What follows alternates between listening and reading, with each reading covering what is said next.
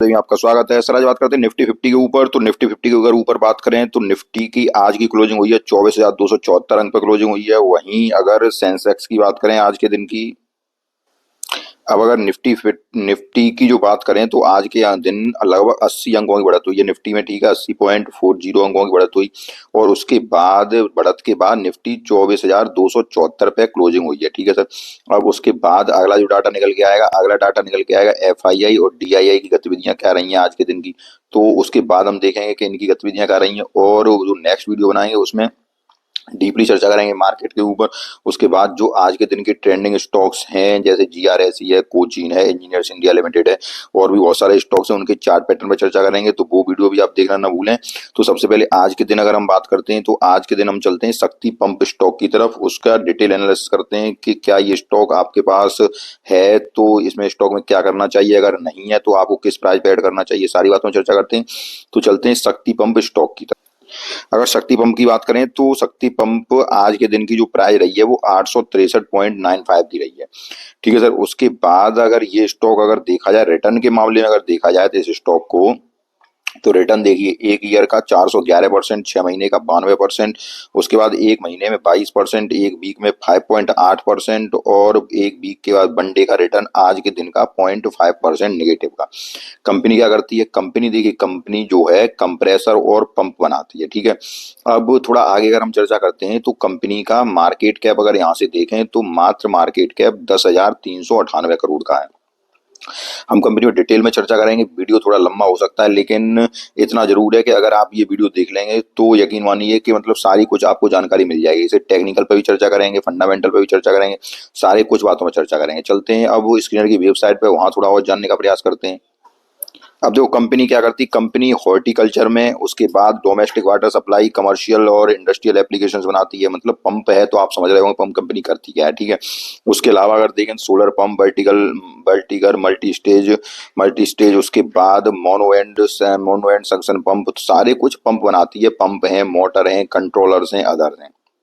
एक नया बिजनेस और है इसका, वो देखिए आप कि इसमें जो न्यू बिजनेस आया है शक्ति ईवी मोबिलिटी बाज इनकॉर्पोरेटेड। अब ये मतलब ईवी सेगमेंट में भी काम कर रही है, ठीक है सर। इसमें अगर देखा जाए तो ये देखिए आप, battery management system, electric control panels, smart electrical control panels, ये भी बना रही है।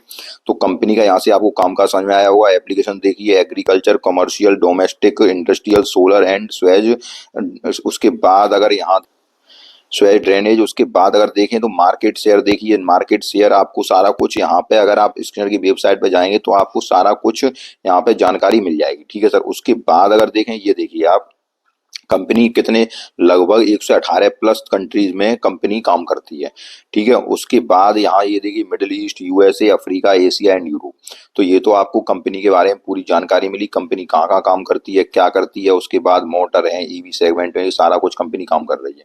अब हम आगे अगर चलते, अब अगर हम इसके फंडामेंटल एनालिसिस पे करते हैं तो आप देखिए कि मार्केट कैप कंपनी का 10,369 करोड़। उसके बाद अगर पी रेशियो अगर देखा जाए तो 31.5 का है, जो कि बिल्कुल सही पी है, मतलब 20 के आसपास है, 31 का पी है, बिल्कुल स्टॉक का पी अच्छा है। उसके बाद अगर हम चलते हैं बुक वैल्यू अगर देखी जाए तो बुक वैल्यू 78.4 की है। आरओसी आरओई देखे जाए 31.4 और 24.2 के हैं। यहाँ से अगर फेस वैल्यू देखी जाए तो फेस वैल्यू 10 रुपए के फेस वैल्यू का स्टॉक है, और याद रखिए इसने अभी बोनस भी दिया है, बोनस दिया है 5:1 में, ठीक है। अब बोनस इशू किया है, इसलिए उसके फेस वैल्यू में कोई, क्योंकि आपके पास अगर एक शेयर होगा तो आपके पास 5 शेयर और आ गए होंगे, ठीक है। लेकिन क्या होगा कि आपके स्टॉक की प्राइस कम हो गई होगी।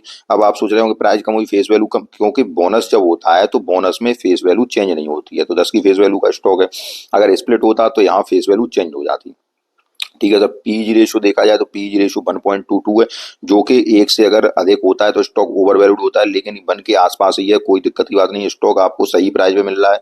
यहाँ अगर कर्जा देखा जाए तो कर्जा कंपनी के पास 0.17 का है, मतलब कर्जा आप अगर 1 रुपया कंपनी में खर्च कर रहे हैं तो आपको लगभग 17 पैसे का कर्ज मिल रहा है। रिजर्व कंपनी के पास 9 से 22 करोड़ के हैं। पेट्रोस की स्कोर 6 का है। अब पेट्रोस की स्कोर की अगर मैं बात करूं तो मैं बताता हूं आपको कि पेट्रोस की स्कोर में 9 अंक होते हैं, 9 में से आपको कितने मिल रहे हैं, 6 अंक मिल रहे हैं। इसका मतलब कंपनी आपकी अच्छी है, वो एवरेज से ऊपर है। अब यहाँ अगर देखा जाए प्लेज परसेंटेज कंपनी कुछ नहीं है, ये अच्छी बात है। उसके बाद कर्जा आपको थोड़ा सा ही है। अब प्रमोटर की होल्डिंग देखिए, प्रमोटर की होल्डिंग 51.6 की है। उसके बाद डीआई होल्डिंग भी रखते हैं इसमें। अब यहाँ अगर आगे चलते हैं तो कुल मिला के अगर इसके फंडामेंटल देखे जाएं तो बहुत ही जबरदस्त है, कोई दिक्कत की बात नहीं है स्टॉक में। थोड़ा अगर आगे हम चलते हैं, इसका रिजल्ट देखते हैं, इस बार का रिजल्ट किस प्रकार का आया। तो रिजल्ट देखने के बाद आप देखिए इसके रिजल्ट। अब हम चलते हैं कंपनी के रिजल्ट की तरफ। तो सितंबर का रिजल्ट देखिए, क्वार्टर का रिजल्ट जो आया है सितंबर का, पहले सेल्स थी 568 करोड़ की, इस बार की सेल्स 635 करोड़ की। ठीक है, तब सेल्स देखिए यहाँ से हम देखते हैं, अगर 2022 से भी देख लीजिए, ये देखिए आप 113, फिर 153, 496, 609, और ये सेल्स लगातार बढ़ती जा रही है कंपनी की। खर्चा देखिए, खर्चा भी उसी के अनुसार बढ़ रहा है। ठीक है सर। अब यहाँ अगर ऑपरेटिंग प्रॉफिट मार्जिन की बात की जाए तो मार्जिन अब 23% पे काम कर रही है कंपनी, और उससे पहले 7% से लेकर अब बढ़ा के कंपनी का मार्जिन कितना हो गया है 23%, जो कि बहुत ही जबरदस्त है। अब यहाँ नेट प्रॉफिट अगर देखते हैं तो नेट प्रॉफिट 101 करोड़ का, उससे पहले 93 करोड़ का, उससे पहले 90 करोड़ का नेट प्रॉफिट भी लगातार कंपनी का इंक्रीज होता जा रहा है। अब थोड़ा अगर हम नीचे आते हैं तो नीचे देखिए आप, अगर साल दर साल की बात करते हैं तो प्रॉफिट यहाँ पर ये सेल्स देखिए, साल दर साल भी सेल्स कंपनी की 264 करोड़, 428 लगातार साल दर साल भी कंपनी की सेल्स ये यहाँ से बढ़ती चली गई। ठीक है सर। उसके बाद अब कंपनी को देखना क्या है आपको, जब सेल्स लगातार बढ़ रही है, ऑपरेटिंग प्रॉफिट मार्जिन कंपनी का लगातार बढ़ता जा रहा है, 21% के मार्जिन पे काम कर रही है कंपनी। और थोड़ा अगर आप ये देखें तो नेट प्रॉफिट देखिए, नेट प्रॉफिट 329 करोड़ का है साल दर साल में। कंपनी के फंडामेंटल बहुत ही जबरदस्त है। 27.71 का ईपीएस है इस बार का, पहले का ईपीएस कितना था 11.79 का। थोड़ी अगर बैलेंस शीट भी अगर देखी जाए तो बैलेंस शीट देखते हैं, बैलेंस शीट में कंपनी के रिजर्व लगातार बढ़ते चले जा रहे हैं। देखो 322, 375, 400, ये 9 से 22 करोड़ का रिजर्व।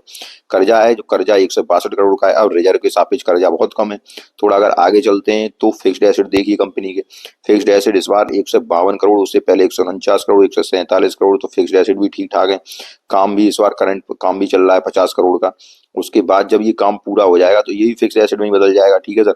उसके बाद अगर हम यहाँ पे चलते हैं, टोटल एसेट्स में बढ़ोतरी हो रही है, सारा कुछ अच्छा है। अगर हम रेशियो देखते हैं कामकाज का तरीका तो ये 178 दिन का है, 118 दिन का है, 172 दिन का है। अब ये थोड़ा जो कामकाज का तरीका है, इसको अगर debtor days, inventory days, days payable और कैश कन्वर्जन साइकिल, ये सब जो मैं बताता हूँ आपको 90 दिनों के नीचे होने चाहिए, 90 डेज के नीचे। अब ये 90 डेज से थोड़े ऊपर है। अब इनको ही कंपनी को थोड़ा और मैनेज करना है, उसके बाद कंपनी का कामकाज भी यहाँ से बहुत ही अच्छा हो जाएगा। थोड़ा अगर आगे देखें तो आगे शेयर होल्डर पैटर्न अगर देखें तो शेयर होल्डर पैटर्न में 51.57 की ये यहाँ से देखिए मार्च 2024 से लगातार सेम होल्डिंग बनी हुई है, लेकिन उससे पहले थोड़ी सी होल्डिंग कम हुई। अब वो कम जो होल्डिंग हुई किसने ली, यहाँ पे देखिए आप, इस बार एफआईआई की होल्डिंग्स जो है कंपनी में 3.36 की है, उससे पहले 2.32 की थी। अब देखिए एफआईआई ने यहाँ पे अपना माल बढ़ा लिया।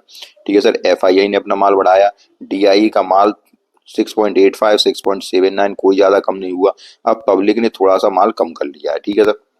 और प्रमोटर की होल्डिंग सेम है पिछले क्वार्टर से, लगभग 2-3 क्वार्टरों से प्रमोटर की होल्डिंग लगभग सेम है, लगभग मार्च 2024 से और सितंबर 2024। ठीक है।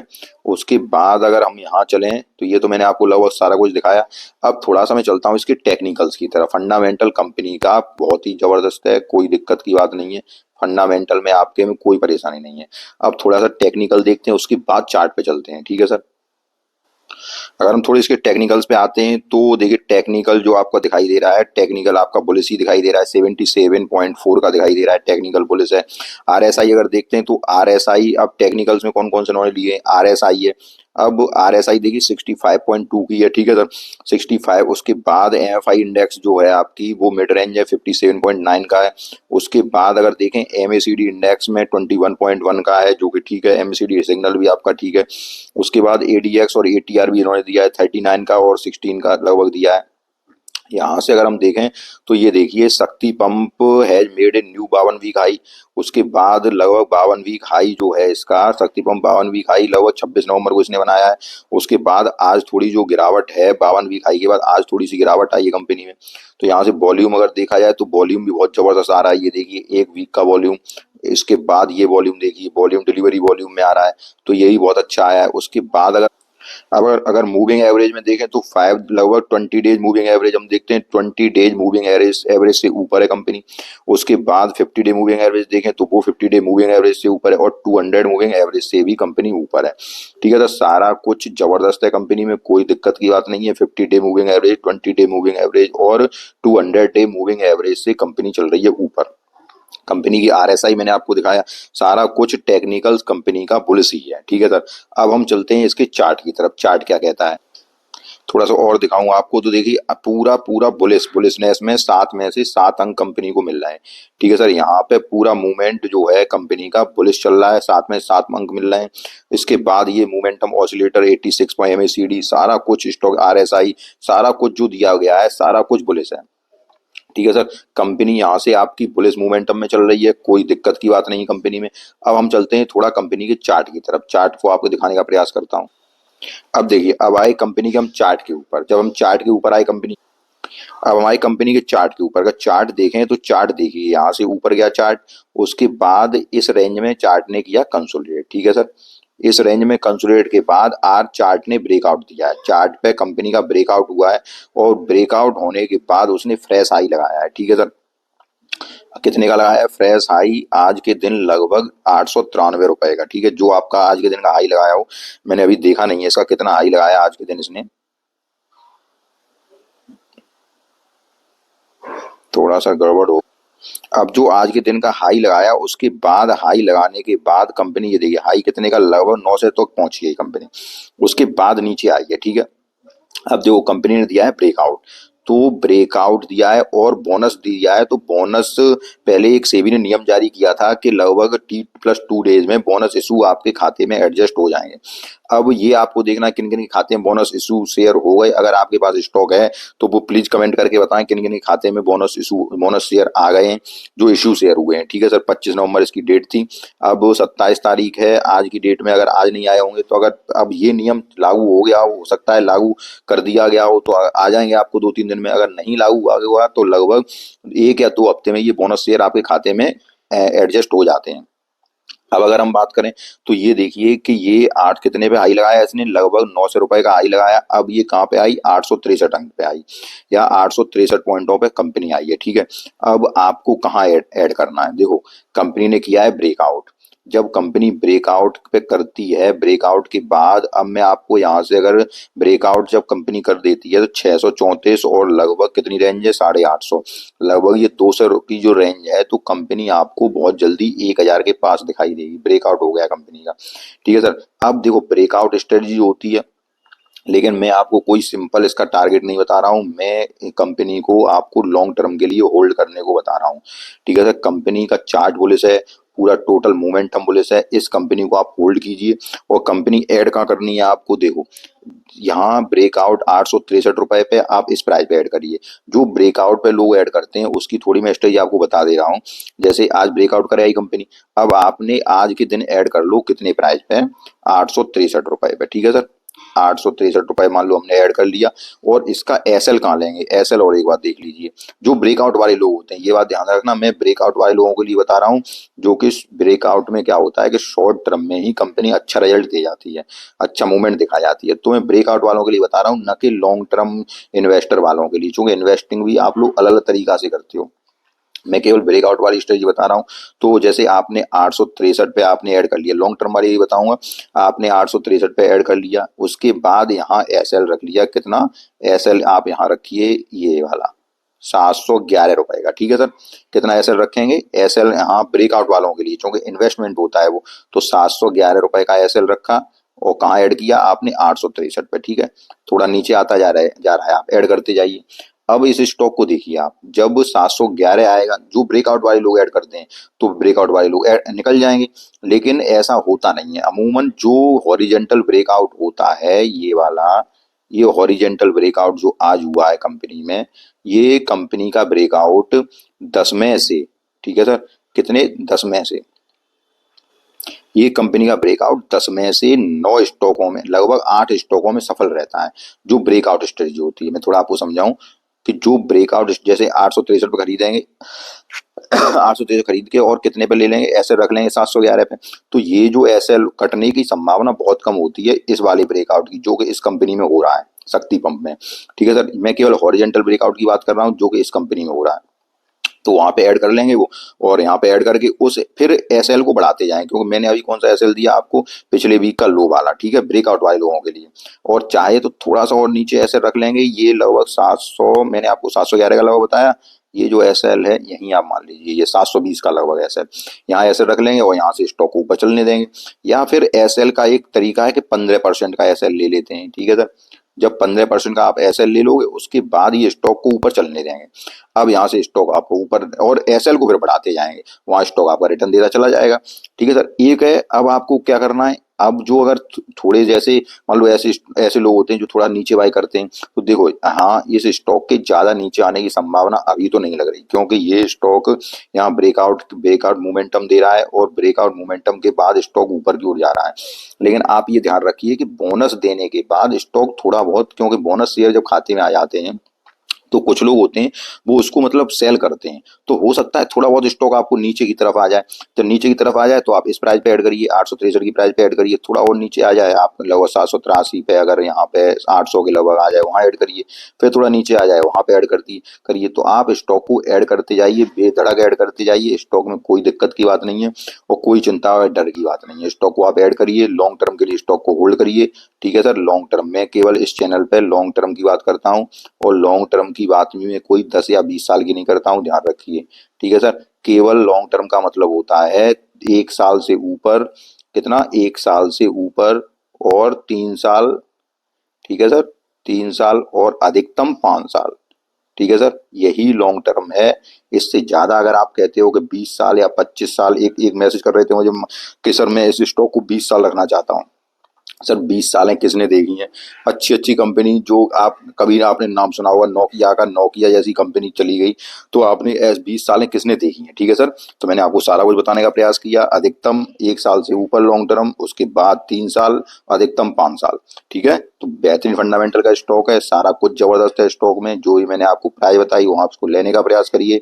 अगर आप ब्रेकआउट हिस्ट्री अगर आप करना चाहते हैं तो ब्रेकआउट पर लीजिए, 15% का ऐसे ले लीजिए, वहां से आप ऊपर बढ़ते चले जाइए, स्टॉक आपको बम्पर रिटर्न देता चला जाएगा। मैंने आपको सारी बातें बताई, अगर आपको सारी बात समझ में आई हो, तो अगर सब कुछ समझ में आया हो तो वीडियो को लाइक कीजिए। और हाँ, अगला वीडियो जो कि मार्केट के ऊपर और सारे कुछ ट्रेंडिंग स्टॉक्स के चार्ट के ऊपर बनाएंगे, उसको देखना ना भूलिए। तो आपको जो समझ में आया हो तो वीडियो को लाइक कीजिए, चैनल सब्सक्राइब कीजिए। धन्यवाद।